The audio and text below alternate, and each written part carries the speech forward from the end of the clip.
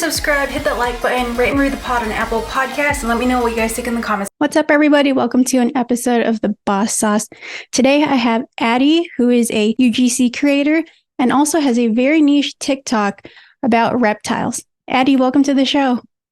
Thanks. I'm so happy to be here. Yes, thank you so much for coming on. Yeah. Let's just dive into it. Can you tell us a little bit about your background and how you got into creating UGC and reptile content? Yeah. So basically, I'm working full time as a loan officer at a credit union. I've been doing that for almost 6 years, and I've been trying to find a side hustle eventually that I would like to turn into a full-time career. But it's definitely a slow process for me because sometimes I lack motivation. But I found out about UGC the beginning of this year in January. I was just scrolling through TikTok and I was seeing a lot of people post about how to become a UGC creator, how to work with brands and make money and get free products. And I'm like, okay, that kind of sounds like a pyramid scheme. So I was just kind of scrolling past it. And then it just kept popping up. And I actually followed this one TikTok. Her name is, or her TikTok handle, I think, is Rebel Socials. And so I was looking more into that. And I'm like, okay, this chick seems legit. She knows what she's talking about. So that's when I continued to do more research. I made my own UGC TikTok, my own UGC Instagram, and I just kind of built my portfolio from there. That's amazing. How did you learn how to create UGC content? And for those that don't know what UGC content is, can you explain that? Yeah, so UGC stands for user-generated content. It's basically where you make content for brands and they purchase that content from you and they post it on their social medias, and then they can run ads or they would pay you to post it on your social media. And it's just more so brands are leaning more towards UGC because it's just more authentic. And that's what people like. And people can relate more to someone being more on the authentic side versus an ad. Yeah, definitely. I definitely agree with that. I think people relate more to the user experience and being able to see what exactly the user's thought process was, just because I think it is a little bit more authentic and genuine compared to how ads used to be back in the day, straight up commercials. But how do you learn how to create UGC content? Because I find it a little challenging. I can create it, but it is a little challenging. It's a lot of work and a lot of shots. Yeah, especially when I'm in the middle of creating content, recording.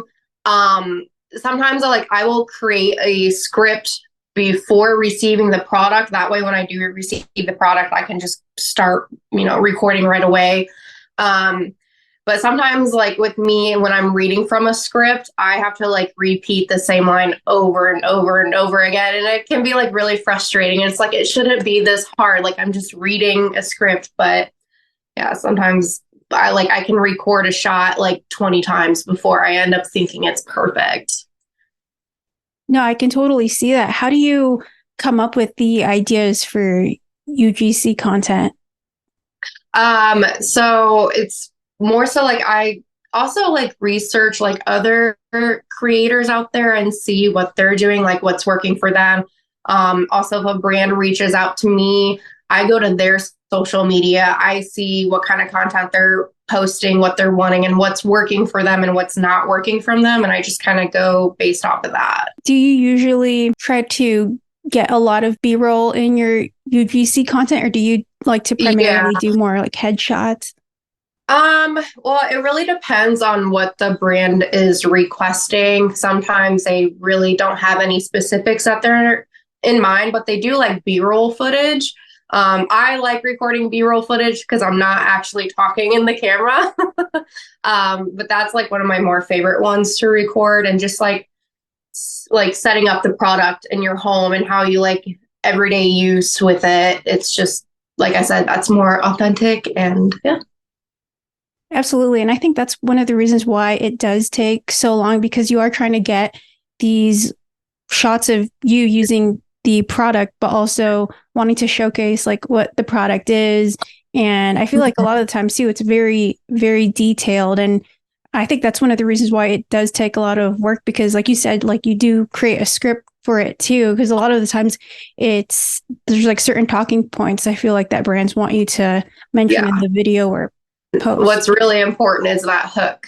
A lot of brands love that hook. It's got to be a hook. And what I've learned from a mentorship that I was a part of was hitting the pain points, which is, people relate more to those pain points, and that's how you can better get their attention.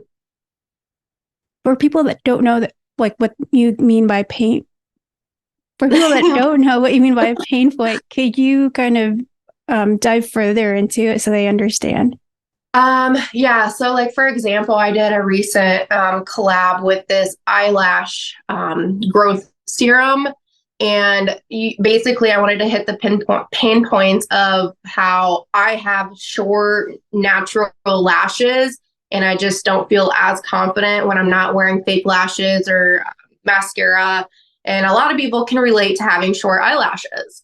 And so when I hit that pain point, they just can relate to that, and they can see like I have short lashes. And then when I use the serum, I use a time lapse of when how my eyelashes are growing.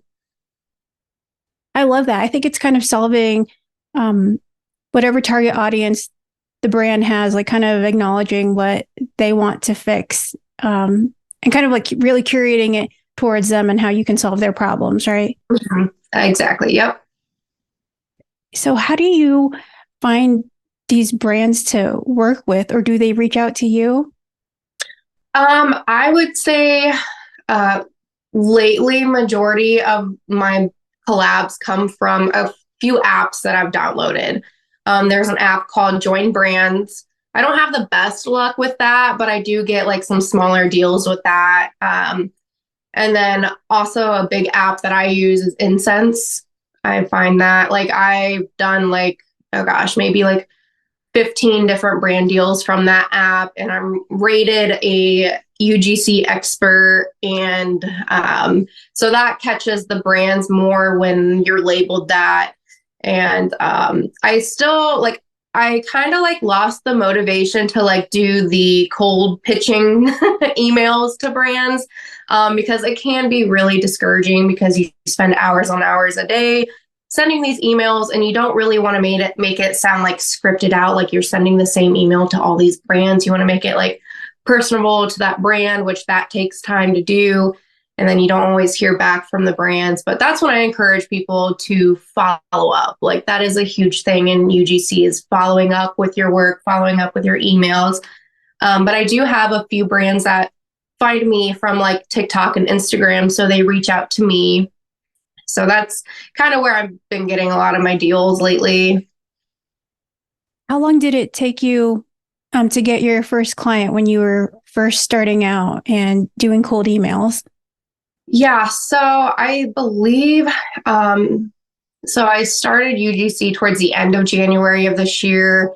I was mainly just focusing on like creating my social medias and my portfolio, because if you don't have anything to show your work, I mean, brands aren't going to know what they're working with, so I was focusing on that. And I think I sent out my first email maybe towards the end of February, and I did not hear back from that. So that was really discouraging. So I was like, my first email, and I'm like, okay, here we go. I feel like my portfolio was really good, but looking back, it was trash. Like, it's embarrassing. I was like, oh, I can't believe like I actually like sent that to brands, because they were probably thinking I'm some sort of joke. But obviously you just learn as you go. That's kind of what UGC is just practicing. But I actually got my first deal through Incense. Oh, wow. So with your portfolio that you had mentioned, like before you got that first client, did you create some UGC content for free to put in your portfolio?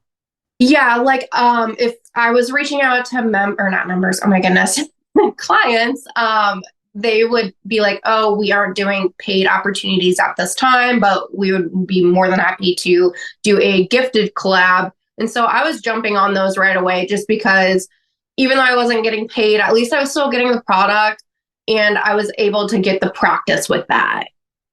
And then also, like, I would just find products that I use around my house, like my face wash, my moisturizer, like things that I already know and I'm used to using. I made content using that, put that in my portfolio, and I'd also post those on my social media pages. Oh, that's awesome.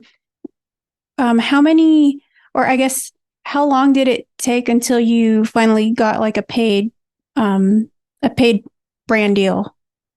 My first paid brand deal was probably a couple months in, and it was only $15. 15? Which 15, yeah, it's not a lot. It was only a selfie with the product. So, I mean, there wasn't like a whole lot of work to go into that, you know. And so that's why I accepted it, because I just wanted to, you know, get that practice. But yeah, it was a whopping $15, but that was on the Join Brands app too. Well, no, Incense. And Join Brands, I mainly just got collabs where I was just taking pictures of the product or taking selfies with the product, which they only pay like $15 to like $25 for the one photo. But I always try to like oversell myself. I give them multiple pictures and be like, hey, if you want these as well, like I'll cut you a deal. So then that does work out most of the time. Yeah, I love that. I think that there's really nothing like the joy of getting your first brand deal, especially when it's paid, because it really motivates you, because it's like, oh, okay, I can do this. I can monetize and generate some type of income from this. Mm-hmm. When they asked you for that first photo, did you have to post it on your profiles as well, or was it something that you just sent directly to them? I just sent it directly to them. So that's kind of like a benefit with it too. Like, you don't have to post on your social medias and you don't have to have a large following to do UGC. Yeah, I think that's what a lot of people don't really realize, is that you, like you said, you don't really need to have a following, because it is UGC, that user generated content. And that's really what these brands are looking for, is like that curated, authentic experience. Yeah. Looking back, would you have tried to ask for more than 15 for that photo? Looking back, yes. Even like within the last couple of months, like I'm trying to learn to not like sell myself short, even though I am desperate for those brand deals. Well, like the past couple of months, I have hit like a roadblock. Like I've gotten like burnt out just from trying to figure out like managing between UGC and my full-time job. It became really stressful because I kind of like backed away from it for a little bit. But I'm trying to like get back on the train and get back on the groove of things. I love that. How are you currently trying to address that and fix that? Because I feel like time management with content creation and working a 9 to 5, I think that's definitely a big obstacle that a lot of people have. Yeah.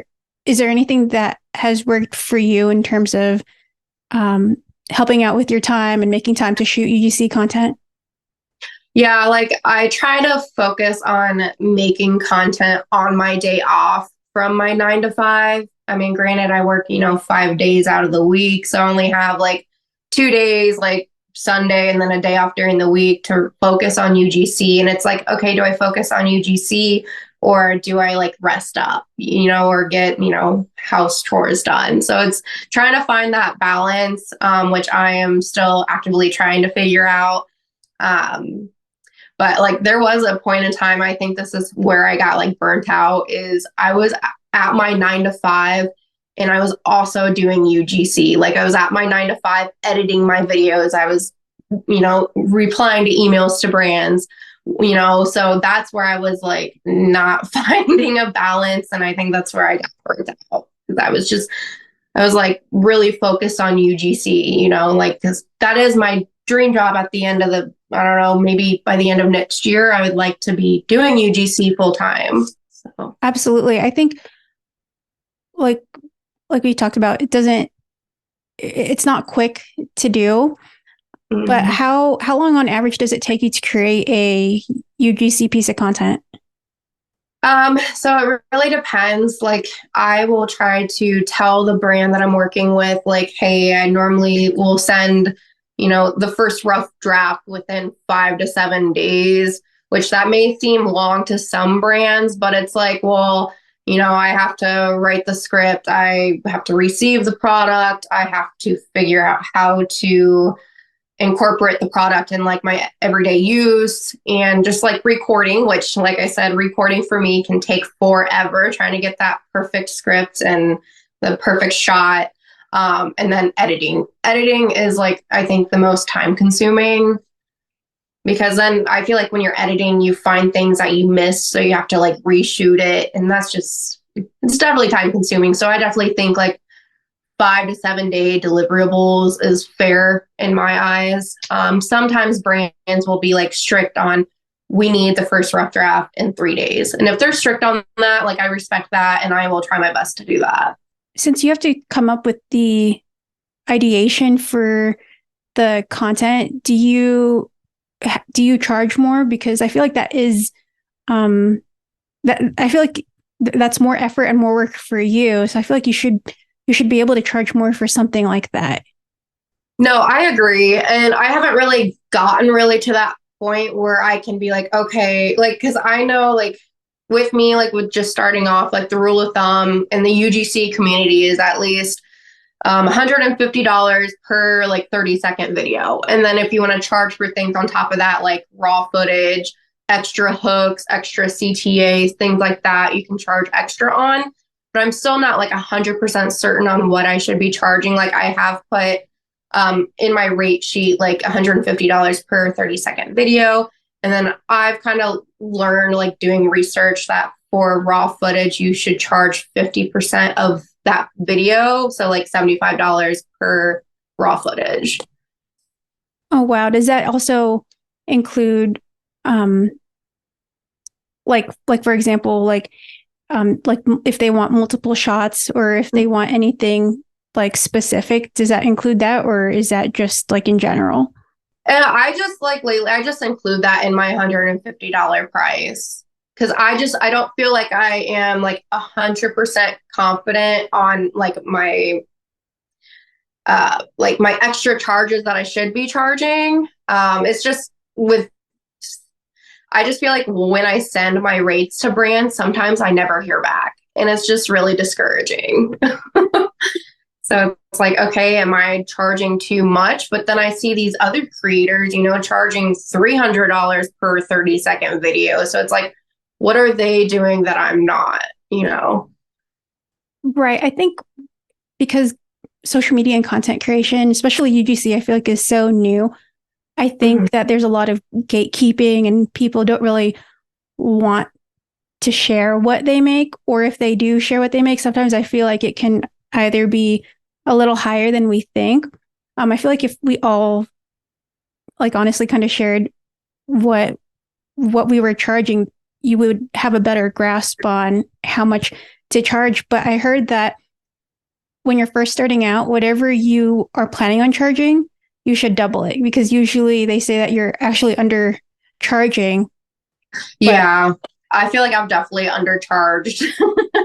Because when I like told this brand, they were requesting, oh goodness, 3 videos, and they weren't like super complex or anything, like super easy. I could handle that. And I just feel like when I told them my price for that, and they're like, oh, great, okay, we can definitely do that. And I'm like, did I just like undersell myself with these videos, which I feel like looking back, I did. But I mean, that's just kind of a learning experience. right. And I feel like a lot of the times too, like when you do get like a brand deal from a from a company, a lot of the times they will try to only do a product as payment type of deal until you bring Yeah. up the fact that you want to get paid. Yeah. Yeah, I've had brands reach out to me like, oh, you'd be great for this gifted cup campaign. And I respond back like, oh, unfortunately, I'm not accepting gifted campaigns right now, but I would still love to work with you. Like, I love your products. I use them every day. and just kind of like get personable with them. And then I haven't had any luck with this yet, but some people do, where they can then you negotiate with the brand essentially, and then you can eventually turn that gifted campaign or collab into a paid collab. But the way I look at it is I accept these gifted collabs that could eventually turn into, like, if they like the content, then I at least have my foot in the door to where eventually, if I reach back out to them for a paid collab, they would probably be more interested because they know what I could do, what I could produce for their company. Right. And I think they can also see that it's easy to work with you as well. I think a lot of times they'll look at the fact that you're responsive and that you post things on time and that the quality is meeting their expectations. What would you say is the hardest part about working with brands? Are you having trouble with social media? Need a content creator, a video editor, or need social media management? Well, those are some of the services that I offer. Go to reneeswaria.com for more. Now back to the show. I would say like once I send over the content, I feel like it takes forever to hear back from them. Which I get it, they're busy too, but like when I send the content, like I'm all anxious. I'm like, oh gosh, I hope this lives up to their expectations. And then weeks will go by where I don't hear anything. So I follow up, and that's where it can be really difficult because you're waiting weeks to get paid with that certain brand deal. It could take, a month or so before they accept the content, or they may make you like do some edits, and then you got to send that back over. And then it will also take time for them to then, send you the payment. So. And is that through that, that program called, was it Incense, or is this like on your own? That's on my own. With Incense, there's like a timeline, which is nice because it kind of holds me accountable. It holds the brand accountable. Like, look, you guys agreed to these terms. Like, this is when you have to submit the content. The brand has 5 days to accept the content and respond to you. So it kind of holds each of us accountable, which I like. Yeah, definitely. Is there anything that you use to hold these brands accountable? Like, for example, like a contract in place or like a deposit? I have accepted deposits before from a few brands. I tell them I want 50% deposit up front, and then I will send them the rough draft with the watermark. I feel like with the watermark, it's very important to do that. Otherwise, you could end up getting screwed over. I personally have not had that happen to me, but I've heard that happen to other creators. So I send over the rough draft with the watermark, and then if they do accept it, then I have them send me the payment, and then I send them the unwatermarked content. I think that's great that you're doing that. I think it's a way of protecting yourself because, like you said, people do screw you over. And I actually do the same thing with accepting or requiring 50% upfront, because if they end up not paying me or deciding to not go forward with the content, at least I got paid something for that time that I took out of my day to create that content. Yeah, I think that's very important. Because content creation is just very time consuming from start to finish. So if you're at least getting 50%, at least you're getting paid for some of your time.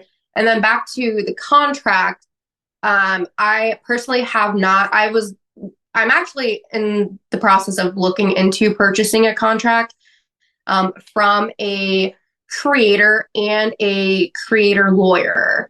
Her Instagram is, I believe, Legal Doer. Have you heard of her before? No, I haven't. Please tell. Okay, so I found her on TikTok too. So she's a content creator, but then she also practices law with like content creation and like contracts and stuff like that. So she really makes sure, like, she has all these different plans that you can purchase. Like, you could just purchase a contract. You can purchase like a contract and like some other legal advice. Like, if a brand just doesn't pay you, then she provides you with advice or legal terms to use with that brand to get your payment. Oh, what was her name again? Legal Doer. Like on Instagram? Yeah, and TikTok. Okay, cool. I'm going to have to look her up and I'm going to link that down below because I feel like that's a super valuable resource, especially for content creators. Yeah, absolutely. I think I've learned a lot from that, like the legal side of things, which is very important. You want to make sure, because you don't want to get in trouble with a brand. Because I mean, if they sue you, like you're out of luck with that. And I just like I haven't gotten to that point where I'm like content creation, like I'm not doing it necessarily full time. It's almost, I wouldn't say a hobby at this point, but it's more so just like a side hustle. What I do enjoy doing it. But yeah, like I said, I'm in the process of just learning more with the legal side and potentially purchasing a contract. So, I mean, I'm taking UGC seriously, but when you're taking it seriously to the point where it's your full-time career, definitely invest in a contract. Yeah, absolutely. I feel like you have to really protect yourself and almost like your reputation because it can be it can be rough. It can make you it can affect like, the work that comes in, but also I feel like you need to have a contract in place just because it's technically a written agreement where the two of you like have agreed for XYZ because I do have a contract and I do put in like for example, like that I'll post 10 days from the day that I receive the product because if it doesn't come in the mail on time or whatever and they're expecting it within I don't know, a week and it comes in after a week and a half, like there goes that. And then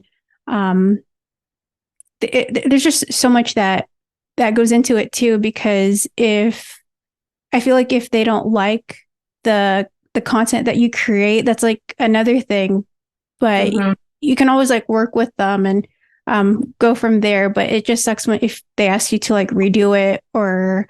Yeah, that's why you have to like put it in the contract. Like, look, I'm only revising this maybe twice or 3 times max. Otherwise, if they continue to be like, oh, I don't like this, this, or this, that is a lot of time on your part to have to continue to go in there and edit and then send it back. Is that your process? If they want to edit something, is your like max like twice? Yeah. Because I mean, I feel like the first time around, like you'll find everything that you don't or the brand doesn't like about that video, and they should tell you up front. And then that's when I'm like, okay, what exactly would you like for me to edit into that piece? And with communication is important. Like, tell me what you want, or if I have, just be able to do whatever I'd like to do with this edit. It's just like saving me time. It's saving the brand time just to be upfront with what they would want. 100%. In your pricing, do you also account usage rights? For example, if you send in like a photo and then they decide to use that photo for a whole year on their website, like your photo is like the first thing that they see on the website, do you have like a fee or a process for going about something like that? Yeah, like they do say like you do need to charge for usage rights because if your photo is like in front of that like website, I mean, that's huge. Like you should definitely be getting paid for that. Like your face is not free. Right. So you definitely pay for like, if I send them this video and I'm like, okay, you have 3 months worth of usage rights for this video included in that price. After the 3 months, you charge monthly for those usage rights. I love that you put a time frame on that because I feel like that's what's really key. Because a lot of the times I've heard horror stories where content creators will like sign a contract, but it doesn't like it basically says that they can use their content like pretty much forever. Like they own the content. Yeah. I did make that mistake at the very beginning too. Like a lot of like reading because the brands have sent me contracts. I have not put a contract in place for myself to save myself quite yet. Still in the works. But when they would send me a contract, half the wording I really didn't even understand. I'm like, okay, this sounds fair. And then I sign it and send it back. And then I ended up later learning that they were using my content indefinitely for like $150. So it's like, well, they got a really good deal out of me. Yeah, well, I feel like that's, that's a part of starting out as well as you kind of learn the hard way. Yeah. It's definitely just a learning experience. It's all you can do. I mean, everyone makes mistakes. It's just important that you learn from them. What piece of advice would you have for someone who's just starting out with UGC content? Um, I would say just do your research and just be patient. Because brand deals will roll in. You just have to be patient. Like you do have to put in the work. Like you can't just create a portfolio and then make a few posts on TikTok and Instagram and hope for the best, because that's not necessarily how it's going to happen unless your first video goes viral. Then if so, that's great. But most of the time that doesn't really happen. You actually have to work for it. Like you have to post content. Like when I was posting content regularly on my Instagram and TikTok, I was trying to do it like at least 3 times a week just to stay consistent. Would you say that if you're just starting out, like 3 times is like the minimum you should be posting? Like with me, yes, that's what I was doing. And I felt like that was like working with me, like gaining followers. Now, like I said before, like you don't necessarily need followers for content creation. But like if your videos are getting views, then more than likely those videos will end up, on a brand's TikTok or something like that. And that's how, I've been found before by brands. And then you also have to when you're posting, make sure that you're using the correct hashtags too, to reach the targeted audience. How do you go about finding the proper hashtags? So I've learned that like when you're using hashtags, like make 3 of the first hashtags like what the video is about, and then the next 3 hashtags like the product, or like with me, like say for instance with my reptiles, like I'll put like hashtag reptile mom or hashtag reptile community, because that's the audience that I want to target. And now if you're like posting UGC content where you're trying to target, brand's attention, then you could also hashtag like the brand's name, the type of product, and like hashtag like how to work with brands or UGC, things like that. Do you have a certain strategy when it comes to posting content, like whether it be posting more reels or carousels?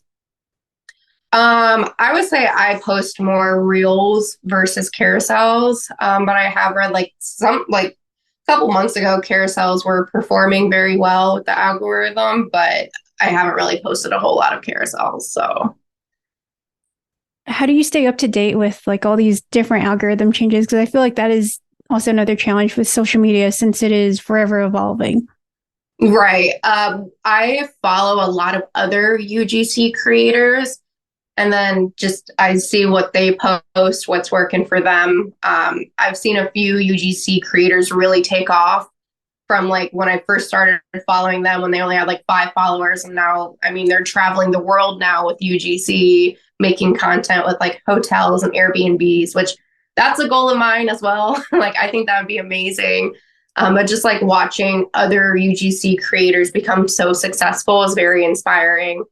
And then also there's this thing called the TikTok Creative Center, I believe it's called. But that's where you can also see what videos are performing well, what audios to use, and things like that. Is that accessible only if you have a creator account on TikTok? No, I think it's just as long as you have like a TikTok account, then you can link the 2 accounts. Oh, cool. Like a TikTok and Instagram, or just like your TikTok and the creator? TikTok, yeah. Like Okay, you can cool. I didn't know that. I haven't really been using TikTok lately. Yeah, I learned a lot like at the beginning of my UGC journey. I did purchase a mentorship. That's not necessary by any means. I just felt like that was going to help like kickstart my UGC career by purchasing that mentorship. And like she held me accountable for 30 days. Like she was like, you need to make this, this, and this on your portfolio. You need to use this kind of hook. And she was like very blunt with me too, which is what I needed because I didn't know really what I was doing. I was just kind of teaching myself all of this stuff. So I thought the mentorship was very beneficial for me. But the way I saw that mentorship, it was an investment, because I eventually made my money back from UGC from what I paid for that mentorship. I love that you mentioned that, because I think investing in yourself is so important. And this whole time I thought you like learned UGC on your own. So that's why I was like, that's amazing. But now that you mentioned that you had this mentor, was it a coaching program? It sounds like. Essentially, yeah. Yeah, you purchase this program and I could message her directly on Instagram. Like when I was working with brands, I would send the content to her first, have her review it. She would also help me create scripts for the brands I was working with. And that was probably, I think I purchased that when I was like 3 or 4 months into my UGC journey. Because I just feel like I was getting brand deals, but I wasn't like moving forward as quickly as I'd like to be. So I was like, okay, I feel like I'm to the point where if I did invest in myself, it would quickly pay off. And it did. I love that. I think there's nothing more rewarding than making that leap to get education and then having it benefit you. Yeah. And I mean, there's other like UGC coaching that are free out there. Like just like the people would create these like digital, oh gosh, what's the word for it? Course? Yeah, digital courses. Yes, they would create those. And I mean, that is another thing that you could create when you are, becoming successful in your UGC journey. You could share that with other UGC creators that are just beginning. Yes, and I love courses. I've taken a social media course before, and I'm actually taking another course right now. And I feel like it's just so beneficial, just because you learn so many things and it saves you so much time rather than learning those things like on your own and doing all the research on Google and taking longer when it's just given up front to you and like served on like a silver platter and it's like very digestible. Yeah, and like another thing that I saw beneficial with the mentorship is I am personally a huge procrastinator. So I had that person holding me accountable, which I feel like I always need that someone holding me accountable, or else it'll take me forever to finish something. No, I can totally see that. With your UGC like content creation, like what pieces of equipment would you say are necessary? I mean, all you really need is your phone, really. But I mean, the way I look at it too is it's an investment. So I use my phone. I have a tripod. I have a ring light. I have a microphone. I have a iPad, which I edit my content on. I just think that's easier for me to do versus on my tiny phone. What else? I think that's really it. I mean, some people like purchase like backdrops or props too, which I have done that, but I just feel like that doesn't look very authentic. But some brands like, like the props and the backdrops, but some people lean towards more the authentic side of things. So are there any softwares that you like to use? Yeah, so I edit all of my videos on CapCut. It's free. At least I'm pretty sure. I don't think I'm paying anything for CapCut. And then I use WeTransfer when I'm not sending videos through Incense and I'm like just working directly with the brand, like just through email or social media. I use WeTransfer to transfer the content to the brand. That way it doesn't lose its quality, like the pixel. It doesn't become like pixelated when you send it to the brand. So I think that's very beneficial to have. Is that similar to Google Drive? Yes. Yeah, it is. I've tried to use Google Drive, but I personally like a preference. I just like WeTransfer. So. Okay. I love that. Yeah. I just remembered, I heard this content creator say like when she does send her work over to brands, she'll send it over in lower quality. So that way they can at least see the rough draft, like compared to versus like doing a watermark. So that way. That's smart too. I have not thought about that. Yeah. So that way, if they did love it and want to piece of content, they would have to ask you for like the higher quality video, because usually they're not going to want that lower quality Right. piece of Yeah. content. Yeah, that's smart. Yeah, if you don't want to put a watermark. And sometimes some people say like having a watermark on your content makes it look, I don't know, not as professional, I guess, but I haven't had any issues with using a watermark. How do you put your watermark? Do you use CapCut to insert that, or? Yeah. Yeah. I mean, I don't like have it like take up the whole screen where the brand and the company can't like actually see. It's very, I mean, it's there, like you can notice it. Like sometimes I just put like UGC by Adeline, like, cause that is just my Instagram handles and TikTok handles. So that's just what I use.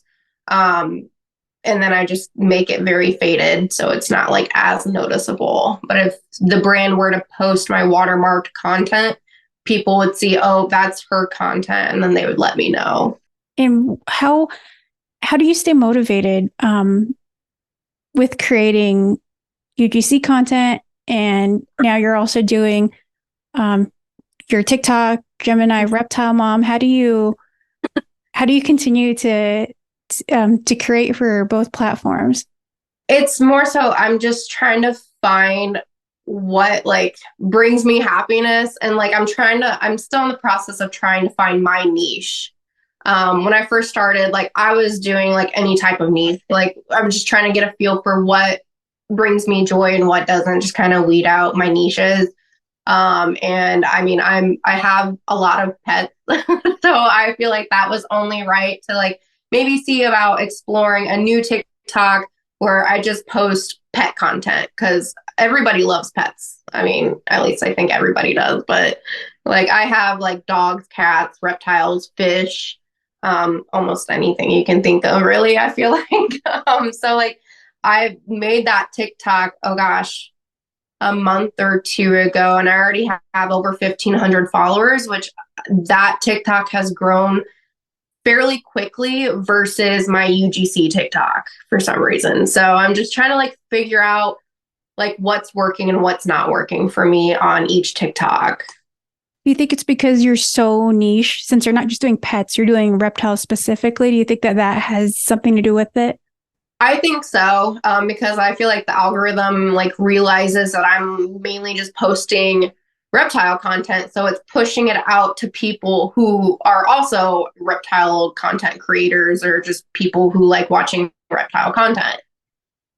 To where like with my UGC TikTok, I was all over the place, and so the algorithm I feel like couldn't figure out who to push my content out to. So that's where I think like I definitely found my niche is pets. So yeah, and specifically reptiles, because I saw that one of your videos has over 200,000 views. I think another one has like 18,000, and you made this TikTok, what you said, like a month ago. So that's really impressive. Yeah, I was really excited when those views were getting up there because that has never happened on my UGC TikTok. I just think like the one TikTok that got the most views is I was rescuing a ball python, and I drove over 2 hours there just to pick up the ball python and then drive 2 hours back. And I just kind of recorded the experience and the journey with that, and people really liked that. And I think it's because of the authenticity, and it's also playing to people's emotions as well. I think it was a very emotional piece of content, and it was like very feel good as well.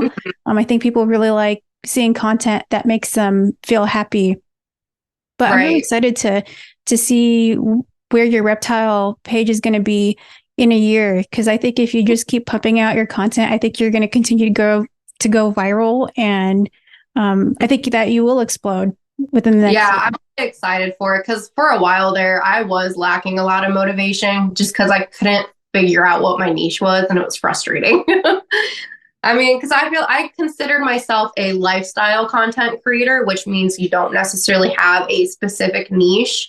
And I just felt like that wasn't me. You know, I feel like I was just a lifestyle content creator just to get as many brands in as possible. Which, I mean, I still like, if a brand reaches out to me that is not pet niche or reptile niche related, and I actually enjoy the product or I enjoy the brand, yeah, I will definitely still make content with them. Yes, I think it's important to to do brand deals or work with brands that you like actually agree with? Because I think it's not really fair to like your audience if you're just going to do it for the money. Because a lot of the times your audience will also end up purchasing or buying what you recommend. And I think that it's only fair to work with brands or products that you like 100% truly agree with. So I love that you mentioned that. Yeah, absolutely. Because if like you're just posting content just because a brand reached out to you and it's not really a product that you enjoy, or it's not a product like they said it was, and you push that out to your audience, they're going to be like, well, I don't trust her opinion anymore. Right. And a lot of it, I feel like, is based off of trust, like building this communities, because these people like trust you and trust your opinion on things. So I think that is super important. What piece of content would you say, both for UGC and Gemini Reptile Mom, are your most successful pieces of content? Like UGC related, I actually had my 2 corgis involved, and it was a dog food company, and they reached out to me because they saw I had 2 corgis, and everyone loves corgis. So I made content for them using my dogs, and I just felt like that really took off on their side because I posted it on my TikTok, but it didn't take off like it did on their TikTok. They had to post it first, and I had to like have a waiting period before I could post it on my social media. But that was a great success, and I think my dogs really enjoyed being a part of it too because they got lots of treats. So I really enjoyed having them be a part of that content. And then along with my reptiles, I haven't really. Well, I plan on reaching out to like reptile companies that provide, oh gosh, you wouldn't think this, but there's a lot of supplies that you need for reptiles. And obviously brands and companies are the ones to produce those supplies. So my goal probably within the next month or 2 is to start pitching to those brands. Is there or do you have any recommendations for people that want to start pitching out to brands or sending cold emails?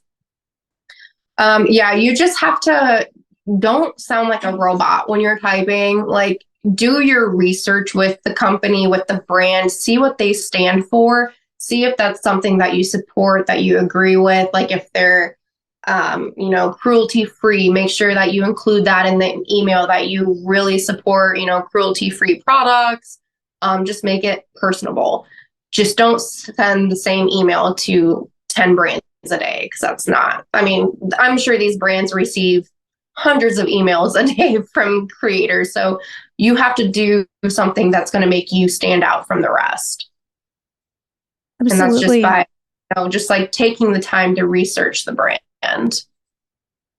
Yeah, I think that's what these companies are really looking for too, is somebody that really embodies what their mission statement is and kind of like what their core values are. Mm-hmm. How do you stay positive throughout this whole content creation experience? Because social media, it can affect your mental health in a bad way, but I feel like it can also be in a positive way. So how do you keep your mental health throughout all of this content creation and social media? So I'm kind of like living through that experience, like as we speak. Like the last few months have been really hard for me, just mentally, because I'm just like, I feel like I'm just overwhelming myself with my 9 to 5 and UGC, to where I just kind of push UGC aside for a second, just so I can just find myself and see if this is something that I really want to do. And taking a step back from it for a while, it is something that I do want to continue to pursue, especially after finding a niche that would definitely work for me. I will say it is very, I'm a very anxious person. So like when I just doing UGC can make me very anxious. I like talking in front of the camera is very nerve-wracking for me, but also I've been doing this for a while, so I slowly get comfortable with doing it. Do you have any tips for anyone that is camera shy and wants to create UGC content? Yeah, so what I've been trying to do is like I will just pull out my phone and just kind of like start talking to the camera, like recording. I mean, I'm not gonna like post this stuff or anything. It's just more so getting comfortable with like seeing myself on the screen, seeing myself talk. And then what also kind of gives me the ick is like when I'm editing my videos and I hear my voice, it's just for some reason, it's just like, ew, do I really sound like that? My boyfriend and I have a joke, and we always tell each other that we hate our own voices whenever we do listen to like any recordings of us. I think everyone experiences that. I don't know why that is. It's just, I mean, just, I guess it's just a process of trying to be comfortable with yourself and who you are too. Yes, totally. I think with being a content creator, you have to be. Mhm. I mean, you may not feel 100%, but you have to be at some level of feeling secure with yourself and being able to post content of yourself talking or doing whatever it is that you're doing. Would you say that doing like faceless content is possible in the UGC world? Oh yeah, absolutely. I mean, I've made a few content creation or content for brands where my face was nowhere in sight. And some of the videos, I didn't even have to do a voiceover, which that was very easy for me to do. But sometimes, yeah, brands won't require you to be in front of the camera. They may just require you to like record the product, leave like a review and just do a voiceover. Or sometimes it will even like, because you know how you can just like put the text on the screen, like with TikTok and Instagram Reels and stuff. Sometimes they'll be fine with just that, which I mean, that would, if you're not comfortable with like talking or being in front of the camera, that is definitely a good way to get a start with the UGC. I love that. Do you ever get imposter syndrome? Yes. Like I mean, with having anxiety, like you constantly feel like you're not good enough. But I keep telling myself like I am good enough. Otherwise I wouldn't be where I am today, you know. And you do have to give yourself more credit. I feel like sometimes like we just really down ourselves and we do have to take a step back and give ourselves credit. I love that. It's so true. What would you say, Addy, is your secret boss sauce when it comes to UGC content? Is just be yourself. You know, you don't have to pretend to be somebody that you're not, because that's just going to make you feel even more uncomfortable. I've learned like, just be comfortable with yourself. And when you are comfortable with that kind of stuff, like you feel more confident. And the brands do see that in your content. I agree that it can tell if you're nervous or if you're uncomfortable. I think that it's something that you can't really describe what it is, but you can always tell how somebody is feeling on camera.